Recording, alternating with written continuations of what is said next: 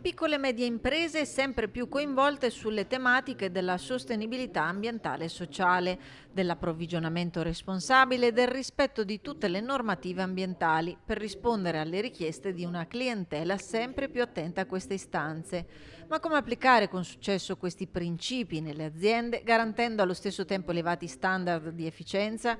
Su questo tema Appindustria Confimi Vicenza ha organizzato un convegno focalizzato su due temi in particolare. Il primo riguarda il contesto e la sfida ambientale in cui le aziende si trovano ad operare, il secondo relativo agli strumenti a supporto della gestione operativa della sostenibilità.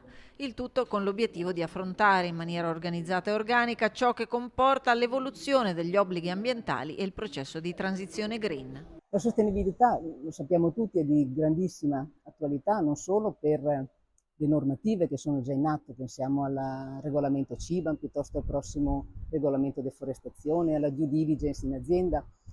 E si tratta proprio di renderle operative all'interno delle aziende, non in maniera disordinata, occasionale, che fa perdere molto tempo a tutti, ma in maniera un pochino più ordinata ed omogenea. Quindi instaurare un sistema, un programma, uno schema che permetta di raccogliere le informazioni dai fornitori, elaborarle e trasmetterle ai clienti con certezza di verità e velocità.